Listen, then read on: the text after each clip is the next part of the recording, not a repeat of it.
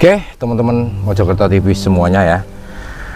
Kali ini saya bersama Jurnal Wafa ya, yang dimana kali ini kita sudah berada di sebuah bangunan suci, ada di tengah-tengah dari persawahan warga. Ya. Yang bikin kita kaget lagi ketika kita mendengar penjelasan dari Jurnal Wafa, ternyata di tempat ini ini namanya Candi Wates Umpak.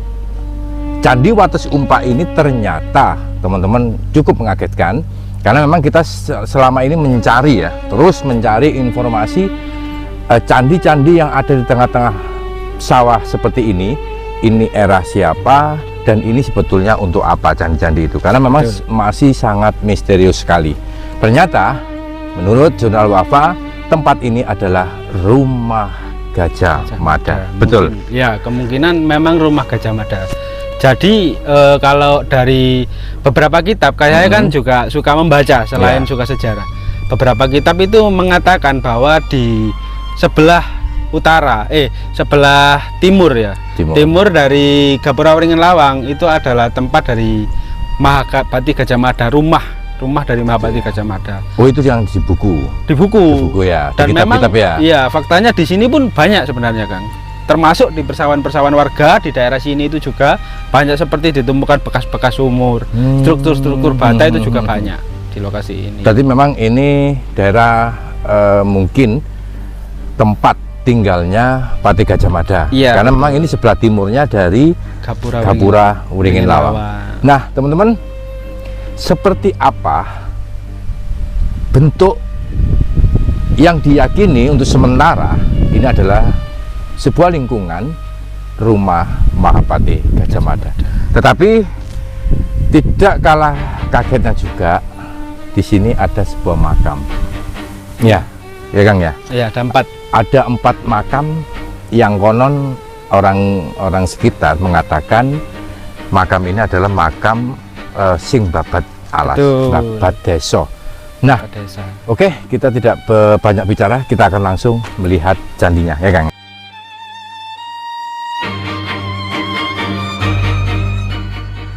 Bangunan Wates Umpak ini itu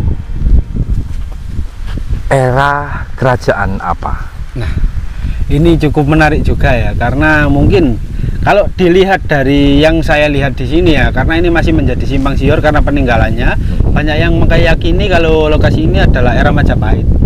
Tapi kalau dilihat dengan seksama untuk relief-relief di situs candi ini, teman-teman bisa kalian lihat reliefnya itu bukan relief-relief seperti ceplok, Selur Gelung atau yang lain-lain dari era Majapahit dan juga era Singosari, tapi bentuknya itu kotak-kotak gitu. Ini seperti ini loh, teman-teman ya.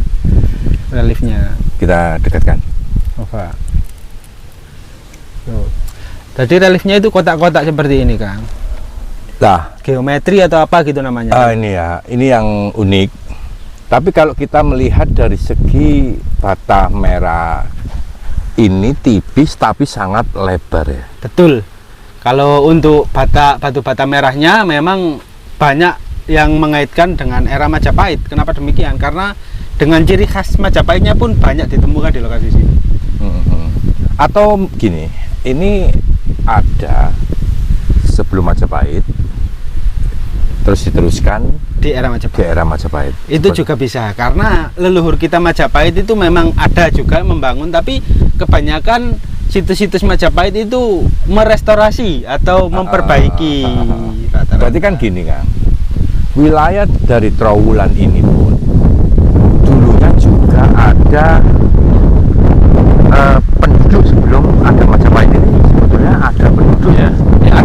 Ada jelasnya. Nah, ini di sini ada relief juga yang unik, Kang. Nah, di sini relief-relief khas Majapahit ada. Nah, kalau yang atas tadi kan ini kan tidak utuh, yang sana utuh. Nah, ini kan bentuknya kotak-kotak. Tapi yang bagian bawahnya pinggiran dari situs ini tuh berbentuk seperti era khas Majapahit, Kang. Biasanya di batu bata kuno era di sulur gelungan gitu. Nah, jadi masih menjadi pertanyaan karena unik juga situs ini. Tapi di sini tidak ada pahatan seperti arca gitu ya yang nempel di bata merahnya, tidak ada ya kelihatannya? Belum ada, ya belum ada. Belum ditemukan. Tapi kalau seperti relief-relief gitu kayak relief-relief yang lain itu mungkin ada, tapi kita juga kurang paham ya. Ini memang bangunannya sangat unik ya. Sepertinya, ataukah ini mungkin sebuah tempat suci untuk tempat apa ya namanya, sembahyang patih Gajah Mada ya? Bisa juga. Atau ini memang untuk apa namanya, sembayangnya, dan rumahnya itu di sekitar sini ya? Bisa jadi juga, tapi kalau menurut arkeolog ya, kalau di situs ini kan ini hanya tangga naik Kang ya, tangga naik, terus ini pagarnya Kang, pagar yang maksudnya pagar seperti pagar candi Kang. Oh iya. Nah, jadi ini ada reliefnya teman-teman sebenarnya di batu bata itu ya. Kita lihat. Ya. Jauh. Di yang masih terpendam pun ada. Nah, rahayu. Nah, seperti ini. Wah iya ya. Jadi ini ada strukturnya. Terus ada juga yang kotak-kotak. Kalau relief di sini Kang, saya teringat dengan salah satu situs yang ada di Ngoro Mojokerto. Di mana itu? Di situs candi yang katanya tempat pembakaran itu. Oh iya. Di Wotan Mas. Ya, candi Pasetran. Pasetran ya. Iya. Oh iya. Reliefnya sama Kang. Itu kalau di Pasetran itu berarti ya sebelum Majapahit Kang. Nah, sudah makanya ada. Itu juga masih menjadi pertanyaan hingga saat ini. Tapi di sini batu bata Majapahit kalian bisa lihat banyak sekali teman-teman. Yang kita ini. Nah, kotak-kotak seperti kotak-kotak. Ini cukup unik ya, unik karena ini kotak, bukan berupa bunga atau apapun ya. Terus ke dalam. Unik ya. Dan juga cukup presisi. Bayangkan zaman dahulu leluhur kita membuatnya Kang. Gitu loh. Tanpa mesin ya. Tanpa mesin dan juga cukup presisi, bentuknya sedemikian rupa gitu loh. Oke. Apakah dulu sudah ada cetakan otomatis? Nah. Tapi jangan, kita memang tidak bisa ya melihat sebelah mata kehebatan dari leluhur Majapahit. Yang kita lihat ada paving block. Ya, itu kan ada lantai segi 6, segi 6 namanya ya. Itu pun paving yang dari tanah liat dibakar sampai seperti keramik. Iya. Itu kan ada ya, di museum ada, dan di lokasinya juga ada, di Trawulan. Lantai segi 6. Nah, situs lantai segi 6 itu ada. Seperti ini teman-teman, ini tampak depannya ya. Tampak depan. Coba kita keliling Kang. Iya. Nah, seperti ini memang bangunan ini itu sangat unik ya. Kalau kita lihat dari sini, ini sebuah pagar bangunan kah atau memang sebuah sekatan ya? Karena di sebelahnya ini apa Kang? Sebelahnya Kang? Jadi gini, kalau menurut tim arkeolog di sini itu ada bentuk dari kolam. Oh, ini kolam ya? Bentuk dari kolam, dan juga selain itu ada struktur sambungan dari bangunan yang sebelah, tapi dipisahkan oleh oleh sebuah struktur pagar. Jadi kemungkinan ada bangunan lagi di sebelahnya, terus di belakangnya itu ada kolam. Jadi kayak seperti ada rumah, entah bangunan suci, di depannya ada kolam. Terus sumur-sumur kuno juga banyak di lokasi sini. Nah, ini yang nggak bisa kita bayangkan ya, betapa indahnya dulu konstruksi ya, bangunan suci yang ada kolam di kanan kirinya mungkin ya. Terus Kang, yang di atas sana itu berarti juga sebuah candi juga ya?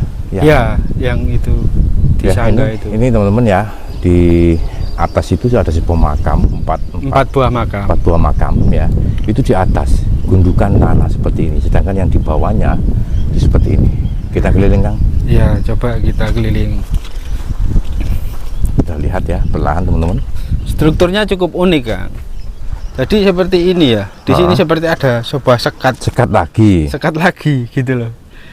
Nah, ini ada sekat, terus ini ada strukturnya.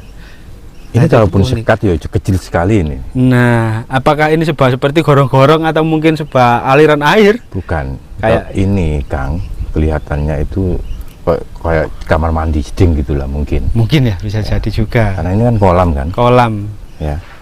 Nah, ini yang unik. Di sini kita lihat bata merahnya, Kang. Oh ya. Itu sudah sangat besar ya. Nah, ini besar. Mungkin ini yang bangunan lamanya. Lama. Ya kan? Bangunan lama dibangun ulang, diperindah. Betul. Oleh era Majapahit lah. Dan banyak sekali tumpukan-tumpukan bata merah di sekeliling dari situs ini. Nah, ini mungkin juga ini sebuah struktur ya yang sudah ambruk atau memang tatanannya miring seperti bundan berundak. Betul. Nah, ini kan ambruk ke sana ya. Ya. Terus dari ambrukannya yang sini, Kang, beda ukuran dengan batu bata yang ada di sana. Ya, betul. Berbeda. Kalau sini khas Majapahit semua, Kang. Terus ini juga menandakan di sini ada sebuah bangunan suci, karena untuk relief dari batu bata kunonya itu melingkar ya, bulat. Sebuah lingkaran. Oke. Nah, ini sebuah pagar lagi atau kolam, Kang? Nah, baru yang ini struktur kolamnya, Kang. Oh, ini kolamnya. Iya, jadi di sana juga kolam kecil, di sini kolam yang besar. Sangat unik ya. Dan kita tidak bisa membayangkan ya. Lagi-lagi kita hanya bisa memprediksi seperti apa dulunya. Betul. Nah, ini sebuah struktur memanjang tepian dari kolam berarti, Kang ya. Betul. Mungkin juga di sini ada air yang disucikan juga, Kang. Ya, bisa jadi juga. Nah, terus gini, Kang. Kalau seandainya ya pada zaman dahulu di atas itu tidak dari saya ya. Kalau seandainya di atas itu dulu tidak ada makam, mungkin lokasi ini rata karena zaman dahulu di sini itu adalah tempat pembuatan batu bata. Oh, gitu. Dan mungkin situs ini tidak ada kalau tidak ada makam. Oh, berarti di kanan kiri ini area persawahan warga. Iya. Itu dulunya banyak sekali pengrajin bata merah. Iya, linggan-linggan. Seperti yang di sana itu ya. Yang kelihatan itu ya masih ada lingga-lingga itu. Oh iya, itu ada. Berarti gitu. bisa juga ini dikategorikan, Kang. Iya. Makam itu juga menyembunyikan untuk penyelamatan berarti. Bisa jadi juga, tapi banyak yang meyakini karena mungkin beberapa hal itu di sana itu namanya Mbah Umpak atau Mbah Wates Umpak yang menjadi asal usul nama desa ini. Padahal zaman dahulu punden ini bernama punden apa ya? Kalau yang biasanya di makam itu namanya pohon apa, Kang? Bunga itu? Kamboja. Nah, jadi di sini dulu itu ada dua buah Kamboja raksasa, kan? Sangat tua ya. Iya, sangat tua. Usianya mungkin setara dengan era Majapahit lah. Cukup besar. Iya ya. Kita keliling lagi lah ini juga ya sebuah masih sangat utuh, sebuah pagar, teman-teman ya. Nah, ini pagar istimewa, dan yang di depan itu numpuk seperti itu, ambruk ya. Betul. Berarti sekatan-sekatan di sini itu sangat banyak, Kang. Iya, banyak. Itu yang bikin kita unik ya. Nah, ini teman-teman juga yang namanya tumpukan bata merah itu menyebar, dan banyak sekali, Kang, juga yang ditemukan di tengah-tengah dari persawahan ini ya. Ya, jadi setiap warga menggarap sawah lahan, itu biasanya hampir setiap menggarap lahan itu selalu menemukan batu bata pecahan, tapi, Kang. Oh, gitu ya. Iya. Sudah hancur ya. Sudah hancur. Di sini ada nggak batu andesitnya, Kang? Untuk batu andesit kita belum menjumpai ya, tapi kalau struktur di sini masih terstruktur rapi nih, Kang. Wah, iya. Di bawah pohon mangga ini ya. Hancur ya. Sudah hancur ya. Sayangnya. Sebelum kita masuk ke ke area makamnya, kita lihat dulu sekelilingnya seperti ini. Ini ada batu-batu kuno yang zaman dahulu fungsinya itu bahwa di sini itu ada sebuah pemukiman, Kang. Karena di sini ada seperti batu lumpang dengan fungsinya batu pipisan, batu gandek. Terus di sana pun ada batu untuk persajian ya, batu lumpang persajian yang cetek gitu, atau mungkin yang itu tidak tempat yang tempat sesaji kah? Iya, bisa jadi. Gitu ya. Berarti di bawah kita ini yang jelas struktur ya? Iya, struktur, Kang. Kita lihat ini bata merahnya kelihatan juga ya, teman-teman. Seperti ini. banyak Kang. Jadi seandainya ini digali, itu juga ada. Tapi dari tim arkeolog itu tidak meneruskan dulu. Kenapa? Karena masih menjadi perdebatan. Oh iya. Karena pernah menemukan kerangka juga di lokasi sini. Yang di mana itu Kang? Di sebelah sana tadi, sebelah depan yang ada reliefnya itu. Makanya tidak diteruskan. Terus akhirnya ya jadi seperti ini, jadi masih diutuhkan dan memang lokasi ini masih disakralkan oleh warga juga. Nah ini. Dapat makam kuno. Ya, itulah kita teman di atas dari situs Wates Umpak sudah terdapat 4 buah makam yang memang diyakini oleh warga sekitar. Makam ini adalah makam sing babat alas atau sing babat desa, dan ya sampai sekarang disebut sebagai Mbah Umpak. Mbah Umpak ya. Iya. Apakah ini betul-betul sebuah makam atau ini hanya sebuah apa namanya ya? Penanda. Karena memang zaman dulu sebuah makam itu adalah sebuah tempat yang sangat disakralkan. Seperti itu ya, teman-teman. Yang apa namanya? Kang Jurnal Wawa. Iya. Menurut informasi warga ada di tengah-tengah ladang juga ada sebuah struktur. Apa memang betul? Ada. Jauh nggak dari sini? Enggak. Kita bisa ke sana. Oke. Ya, teman-teman. Selain dari bangunan Wates Umpak atau Candi Wates Umpak ini, ternyata jauh dari kita. Di mana kira-kira?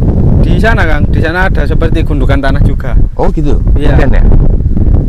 Kayaknya sih ya punden, tapi nggak tahu ya. Soalnya saya belum mendapat informasi terkait lokasi tersebut ya. Oke, kita akan pastikan seperti apa struktur bata merah yang ada di depan kita sana ya. Iya. Oke, kita sana. Ya, teman-teman, kita bisa menyaksikan betapa hijau royo-royonya sawah. Yang pas kebetulan kita kesini, warga menanam padi baru selesai ya. Jadi ini lagi tumbuh. Oke. Nah di sana itu Kang. Oh itu ya. Iya. Oh. Di sana itu masih ada struktur. Saya pun taunya itu dari warga.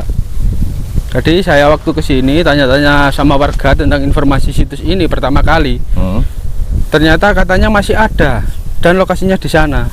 Terus juga saya juga mendapatkan informasi bahwa di sini tuh zaman dahulu banyak sekali ditemukan struktur batu bata dan juga sumur-sumur kuno pada zaman dahulu. Ya. Jadi waktu itu karena saya membaca kitab dan saya suka membaca, saya membaca kitab dan juga saya mendapatkan informasi bahwa di Desa Wates Umpak ini adalah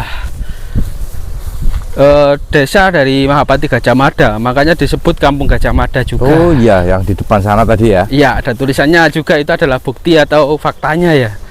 Dan saya menelisik, ternyata di sekitar Candi Wates Umpak ini itu. Itulah kenapa saya menyebutnya bahwa di sini istana atau mungkin kediaman dari Mahapati Gajah Mada dan juga mungkin para prajuritnya zaman dahulu. Gitu. Terus di sekitar desa ini ya, semua mata pencariannya hampir keseluruhan itu jadi pemahat patung atau arca ya? Ya, 70%. 70% ya? Iya, padahal zaman dahulu itu 90% karena mungkin perubahan zaman ya. Jadi sekarang sekitar 70%-nya adalah pemahat patung batu. Oh ini ya, ini juga gundukan tanah yang mungkin di sini juga ada sebuah bangunan. Nah, di sini ada ceritanya, Kang.